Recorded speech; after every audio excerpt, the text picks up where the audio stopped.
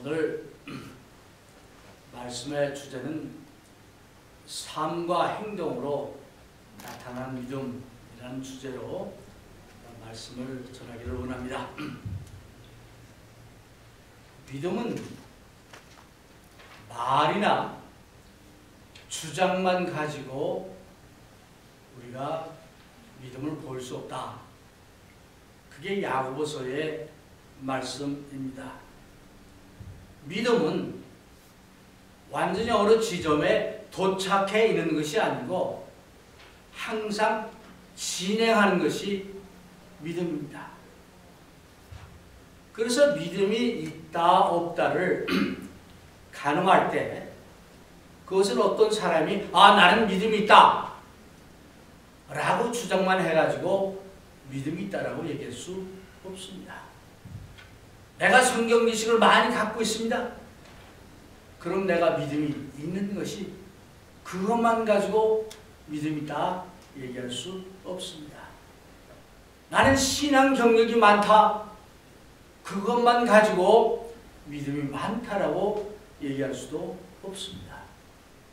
아니면 어떤 특정한 교리, 옳은 교리만 내가 나는 믿는다. 또 그걸 얘기하면 내 믿음이 좋다 라고 얘기할 수도 없습니다. 기도를 잘하고 찬양을 잘 부르면 그것만 가지고 믿음이 있다라고 얘기할 수도 없습니다. 이제 그래서 사도 바울은 빌립보 교인들을 향해서 이렇게 말합니다. 그러므로 나의 사랑하는 자들아, 너희가 나 있을 때뿐 아니라 지금 나 없을 때 해도 항상 복종하여 두렵고 떨림으로 너희의 구원을 이루라. 이렇게 말씀하세요. 그렇다면 이 말씀을 언뜻 들으면 상당히 난해하고 이해하기가 좀 어렵습니다. 왜 그렇습니까? 우리가 예수님을 믿고 회개하고 예수님을 주님으로 고백하고 세례받으면 죄의 사함을 받고 구원을 얻은 겁니다. 근데 여기 보니까 두렵고 떨림으로 너의 구원을 이루라 라고 말씀하고 있는 것입니다. 그래서 먼저 도대체 이 빌립보서를 받는 빌립보 교인들은 어떤 크리스찬이었냐 한번 좀 살펴보기를 원합니다. 그러면서 이 말씀을 이해하면 우리 이해가 이제 잘 될 것 같기 때문에. 그래서 빌립보 교인들은 어떤 사람들이냐? 첫 번째로 하나님과 그리스도를 위해서 구별된 사람이다 라는 것입니다. 왜 그렇습니까? 빌립보서 1장 1절에 보니까 사도 바울은 빌립보에 사는 모든 성도들과 감독들과 집사들에게 편지하노니 라고 분명히 말했어요. 그래서 빌립보 이 말씀을 듣는 사람들이 빌립보에 사는 그 교인들이 이제 어떤 사람들이냐? 이제 하나님의 성도라고 말하는 거예요. 그래서 빌립보에 사는 모든 성도들에게 또 감독들에게 집사들에게 편지한다. 그럼 성도는 뭐냐? 우리가 잘 아는 대로 성도는 하나님께 바쳐진 거룩한 사람들 또는 구별된 사람들, 죄의 사함을 받은 사람들이 성도입니다. 근데 그 성도란 말을 잘 이렇게 찾아보면요. 성경에 한 26번 정도 나오는데 그 항상 복수로 써 있어요. 성도들, 우리 성경에는 그냥 성도라 번역이 됐는데 성도들입니다. 무슨 의미입니까? 하나님께 구별되어서 바쳐진 부름을 받은 사람들 또는 죄사함을 받은 사람들, 그런 의미가 내포됩니다. 그래서 사도 바울이 이미 구원을 받은 그 사람들을 향해서 죄사함을 받은 그 사람들을 위해서 두렵고 떨림으로 너희 구원을 이루라? 너 구원을 다시 받아야 한다. 그 얘기입니까? 그건 분명히 아니죠. 왜냐하면 바울 서신을 보면은 이미 우리는 한 번 구원을 받으면 구원 받은 거예요. 다시 구원을 받는 그게 아닙니다. 그러면 여기 나와 있는 이 말씀은 어떤 것이냐? 그 말씀을 찾아보기 전에 그 성도란 말이 사도행전에도 여러 번 나오는데, 예를 들어서 아나니아가 사도 바울이 다메섹에서 예수님을 만나죠. 눈이 멀죠. 다메섹에 가서 사흘 동안 금식하며 기도하고 있었어요. 그때 하나님께서 아나니아에게 나타나가지고 아나니아를 부릅니다. 아나니아야, 내가 저기 직가라는 곳에 가면은 지금 기도하는 사람이 있는데, 또 어떤 기도하는 가운데 아나니아라는 사람이, 자기 이름 아나니아라는 사람이 와서 내 눈을 고쳐줄 것을 믿는 사울이 있다. 그걸 찾아가라.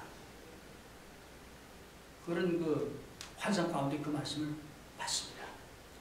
그러니까 그 아나니아가 하는 말이, 주여, 이 사람에 대하여 내가 여러 사람에게 듣사온즉 그가 예루살렘에서 주의 성도들에게 적지 않은 해를 끼쳤다 하니. 아나니아가, 그러니까 다메섹까지 사울의 그 악명이 이제 알려진 거죠. 특히 믿는 사람들에게는. 그런데 어떻게 그 사람한테 가라고 합니까? 이제 그런 의도예요. 네. 근데 거기서 보면 성도라고 되어 있어요. 또는 베드로가 이제 사방으로 다니면서 복음을 전할 때에 사도행전 9장 32절을 보니까 베드로가 사방으로 두루 행하다가 루다에 사는 성도들에게도 내려가느니라. 아까 말한 대로 구원받은 사람들 또는 교회 식구들, 그 얘기예요. 그래서 다시 한번 얘기하면은 빌립보에 사는 성도들에게 이 말씀을 지금 한 거예요. 그래서 이제 성도는 다시 한번 말하지만 하나님과 예수님과 하나님의 왕국을 위해서 구별된 사람들이다. 그런 거 분명히 알아야 되겠어요. 네. 에베소에 보면은 그 교회 여러 직책이 있는데 뭐 사도와 또는 목사와 또는 집사와 교사와 뭐 이런 걸 많이 두는데, 그 이유는 뭐냐? 성도들을 온전케 하며 봉사하게 하며 교회를 세우게 하려 합니다. 근데 성도가 나와요. 그래서 이제 우리 일단 구원받은 모든 사람들은 그걸 분명히 받았어요. 받았습니다. 그걸 전제해놓고 이 말씀을 다시 한번 살펴보기를 위해서 제가 이 말씀을 하는 겁니다. 그렇다면 왜 사도 바울이 빌립보서 2장 12절에 이 말씀을 했을까요? 그러므로 나의 사랑하는 자들아, 너희가 나 있을 때뿐 아니라 더욱 지금 나 없을 때에도 항상 복종하여 두렵고 떨림으로 너희 구원을 이루라. 우리가 한번 기억할 것은, 일단 세례받고 구원받은 사람들은 그것으로 끝난 것이 아니라는 거예요. 그때부터 시작입니다. 구원받았기 때문에 여러분과 저에게는 새로운 사명과 임무가 주어진 거예요. 어떻게? 우리는 사도 바울의 표현대로 하면 살아도 주를 위해 살고 죽어도 주를 위해서 살겠다. 또 우리의 주님은, 우리를 주관하신 분은 예수 그리스도시다. 그거예요. 그래서 사도 바울은 에베소 교인들을 향해서 성도들에게 합당하게 살아가라. 복음에 합당한 모습으로 살아가라. 라고 얘기합니다. 구원을 받았으면은 그때부터 복음에 합당하게 주님의 원하신 모습대로 주님의 가르침대로 주님의 뜻대로 살아가는 그것이 하나님이 원하시는 것이다. 그런 얘기입니다. 바꿔 말하면 일단 구원받은 사람은 그때부터 우리의 삶은 하나님과 동행하는 그런 삶이에요. 예수님과 동행하는 삶이에요. 그렇기 때문에 그때부터는 내 주관대로, 내 경험대로, 내 판단대로가 아니고 하나님의 뜻이 가장 우선이 되고 예수님이 가장 내 삶에서 중요한 분이 되고 그렇게 살아가는 거예요. 그게 어떤 것이냐? 우리의 구원을 이루어가는 거예요. 다른 말로 하면은 그리스도를 닮아가는 거예요. 또 다른 말로 하면 그것을 좀 고상한 말로 성화되게 하는 겁니다. 거룩되게 하는 겁니다. 완전하게 세례받고 구원받았을 때 완전한 성화된 것이 아니고 시작한 것이 됩니다. 네. 그래서 여러분이나 저나 구원받는 것 참 중요합니다. 구원을 받음으로 우리는 하나님의 백성이 되었습니다. 구원을 받음으로 우리는 하나님 나라에 들어왔습니다. 구원을 받음으로 이제 하나님을 이제 사랑하고 하나님 사랑을 받게 되었습니다. 근데 그거로 끝나면 안 됩니다. 그 얘기입니다. 빌립보 교인들이 세례받고 다 구원을 받았는데 그 사람을 향해서 두렵고 떨리는 마음으로 너희 구원을 이루라. 그래서 여기서 이제 하나님과 동행을 하는데 어떤 자세로 동행을 하느냐 그런 질문이 나올 수밖에 없죠. 어떤 자세로 하느냐. 이 빌립보서 그 앞뒤를 보면은 이제 예수님께서 죽기까지 순종하신 것처럼 우리도 그런 순종하는 자세로 복종하는 자세로 이제 우리의 믿음의 여정을 이어가야 한다. 또 겸손한 마음으로 경외스러운 마음으로 두려운 마음으로 그 말씀에 순종해야 된다. 여기서 우리가 두렵다 하는 말만 이렇게 딱 들으면은 막 부들부들 떨면서 하나님을 두려워만 하고 그거 아니에요. 하나님을 경외하는 마음. 정말 하나님을 경외하기 때문에 이제 정말 조심스럽게 최선을 다해서 하는 그런 것을 여기서 볼 수 있습니다. 요즘 우리 레위기서를 같이 읽고 있는데 그 레위기서 보면은 그 제사 드리는 제사장들이 뭐 입는 옷이나 그 집기나 또는 뭐 제사장들이 지켜야 할 것이나 또는 재물은 뭐 화목제는 무엇을 주고 또 번제는 뭐 어떤 짐승을 가지고 또 뭐 불은 어떻게 해야 되고 아주 자세하게 나와 있습니다. 그걸 하나하나 하는데 얼마나 번거롭기도 하고 또 조심해야 되겠습니다. 조심하지 않고 대충대충 하고 자기 마음대로 하면은 그 당시에는 구약시대에는 직계를 처벌을 받았어요. 다른 불로 했다고 해서 직계를 처벌받지 않았어요. 그래서 이제 그 하나님께 예배드리는 그 여러 가지 그 모양을 보면서 그때나 지금이나 우리가 예배드리는 것도 부들부들 떨면서 드리라는 것이 아니고 정말 하나님을 경외하며 하나님을 두려운 마음으로 오늘 아침 우리 그 민수기서 읽으면서 한 그 구절이 딱 제 마음에 와닿는데 어떤 일이 있었냐면 모세의 그 형제 그 시스터하고 브라더 아론과 미리암이 있었잖아요. 근데 아론과 미리암이 가만히 보니까 하나님이 모세한테만 막 얘기하고 모세가 뭐 이래라 저래라 다 명령합니다. 근데 가만히 생각해 나도 형제인데 나도 하나님 일을 하는데 또 특히 모세를 보니까 그 아내가 구수 여자야. 순종이 아니야. 그래서 반격을 합니다. 모세를 되돌려줘. 그때 하나님께서 이제 미디암을 문득병이 들게 하고 또 아울러서 한 말씀이 뭐냐? 내가 어찌하여 모세를 두려워하지 않고 마음대로 대합니다.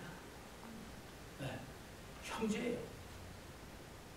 거기서 두렵다는 것은 막 이게 아니고 경외하는, 존경하는 뭐 그런 의미가 있습니다. 여기의 말씀이 바로 그런 의미예요. 그래서 이제 이 말씀을 하면서 사도 바울은 이제 나의 사랑하는 자들아, 너희가 나 있을 때뿐 아니라 더욱 지금 나 없을 때에도 항상 복종하여 두렵고 떨림으로 너희 구원을 주라. 지도자가 있을 때나 없을 때나, 바울이 있을 때나 없을 때나, 우리가 교회 와서 하나님 옆에 예배 드릴 때나 또 집에 있을 때나 하나님의 그 말씀을 두렵고 떨림으로 정말 그런 마음으로 지키라. 더 쉽게 얘기하면 우리의 라이프 스타일이, 에브리데이 라이프가 하나님의 말씀 또 그리스도로서 마땅히 행하고 지켜야 할 그런 것들을 지켜나가는 거예요. 그러면서 우리 믿음이 성장해가고 예수님을 닮아가는 거예요. 어떤 사람들은 처음 믿었을 때 확 올라갑니다. 그러고는 안 올라가. 쭉 꾸준하게 그저 그 상태 유지합니다. 그러면 그 사람의 일상생활 가운데서 하나님의 말씀 또 하나님을 두렵고 떨림으로 이루어가는 것이 아니고 해이해지고 건성건성하고 매너리즘에 빠져가지고 그저 매일 하던 대로 그냥 아무 의미 없이 할 수가 있습니다. 그런 사람들을 위해서 이 말씀이 필요한 거예요. 어쩌면 저에게도 필요하고 여러분들에게도 필요합니다.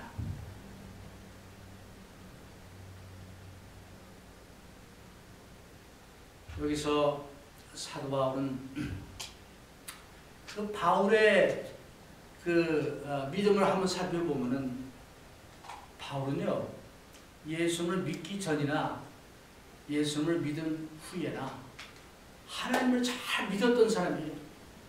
하나님을 잘 섬겼던 사람이에요. 그래가지고 바울이 하나님만 믿었을 때, 예수님이 그리스도가 아니고 하나님의 아들이 아니라고 믿었을 때 그 믿음은 어땠냐? 이 예수는 없어져야 할 사람이다. 예수를 따르는 사람들은 다 없애야 된다. 왜? 하나님을 잘 섬기지 못하게 하는 사람들. 그렇게 믿었어요. 그래서 그는 이제 예수 믿는 사람들을 잡아 죽이고 가두고 하는데 그 찬성을 했고, 그를 위해서 이제 다메섹까지 가지 않았습니다. 근데 그 예수님을 만나서 믿은 다음에는 바울이 다른 믿음을 갖게 됐어요. 그전에는 예수가 하나님의 아들이 아니고 하나님을 이제 정말 하나님의 그 법도를 멸망케 하는 그런 존재로 믿었었는데, 예수님을 다시 영접하고 이제 믿은 다음에는 완전히 180도 바뀌어가지고 그 예수님을 위해서, 예수님의 복음을 위해서 그의 목숨과 삶을 전폭적으로 바쳤습니다. 믿음의 진보죠. 믿음의 변화죠. 제가 왜 이 얘기를 합니까? 우리는 내가 한번 알고 믿은 그 믿음은 그걸로 끝났다고 생각해요. 아니에요. 믿음은 계속 전진하고 발전해야 됩니다. 그래서 여러분들의 믿는 그 믿음이 때는 바울처럼 나는 확신하는데 잘못될 수도 있어. 말씀에 비추어서. 그렇다면은 결단하고 그걸 고쳐야 돼요. 내가 믿어왔던 내 경험이 잘못된 것을 인정하는 것 쉽지 않습니다. 근데 말씀을 다시 보면서 아 이거구나. 이것이 옳은 것이구나. 깨달으면은 받아들이고 또 순종해야 되죠. 그걸 받아들이고 순종하는 과정이 쉽지 않습니다. 많은 사람들이 내가 믿어왔던 그 전통적인 어떤 그거에만 매달립니다. 다른 걸 얘기하면 반대가 많죠. 또는 내게 손해와 여러 가지 어려움을 이제 줍니다. 오늘 뭐 우리뿐 아니라 많은 사람들이 넓은 길로 가기를 원합니다. 내가 듣기 좋아하는 말씀만 듣기를 원합니다. 그래서 내가 듣기 좋아하는 뭐 그런 거 많죠. 대부분이죠. 그런데 만약에 그것이 내가 그게 옳다라고 믿어서 그렇게 했는데 그것이 잘못됐다고 판단되면은 받아들이고 회개하고 바울처럼 완전히 바뀌어야 된다. 그런 얘기예요. 오늘 이 사도 바울이 빌립보 교인들에게 한 말씀과 아울러서 야고보서 말씀 우리가 긴 말씀 읽었는데 한마디로 좀 말하면 우리의 믿음대로 행하는 믿음, 삶 가운데 실천하는 믿음을 그런 얘기하고 있습니다.